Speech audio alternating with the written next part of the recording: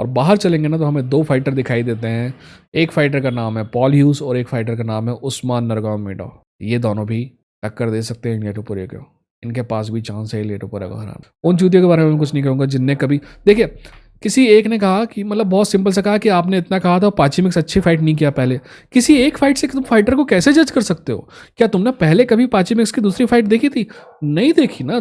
सच बात है ना, यही है ना कि तुम यूएफसी के बाहर कभी कुछ देखते ही नहीं हो। तुम यूएफसी के फैन हो, एमएमए के नहीं हो। मैं एलेक्स पेरेरा को तब से देख रहा हूँ जब वो ग्लोरी का चैंपियन भी नहीं बना था। इसीलिए मेरे को पता था कि वो जब आएगा तो जीतेगा। इसलिए आप जाके देखो, इसने एलेक्स पेरेरा वर्सेस इजराइल अदेसानिया की पहली फाइट में ये प्रेडिक्ट किया था कि एलेक्स पेरेरा जीतेगा। पता है क्यों? क्योंकि मैं बाहर से भी देखते आता हूँ। कूप मंडूक नहीं बनने का है, कुएं का मेंढक नहीं बनने का है।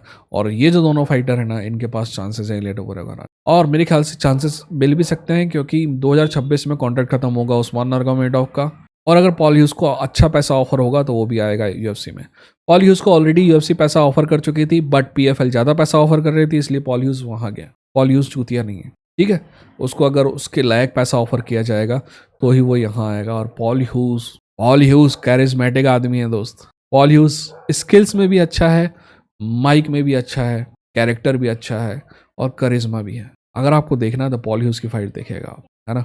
एनीवेज, तो मेरे हिसाब से ये जो है ना पूरा गेम था कि इलिटोपुरी को कौन टक्कर दे सकता है यूएफसी में। तो मैंने टॉप 3 फाइटर बताए जो मेरे हिसाब से हैं। आप बताइएगा आपके हिसाब से कौन से हैं। और मेरे हिसाब से यूएफसी के बाहर अगर हम जाते हैं तो उस्मान और पॉल जो हैं वो 2 ऐसे फाइटर हैं जो एक्चुअली टक्कर दे सकते हैं लिए। ठीक, चलिए, ये था इंडियन, क्या बोलता हूँ मैं एंड में, अपना ख्याल रखिए, अपनों का ख्याल रखिए। ये था इंडियन फाइट जंकी।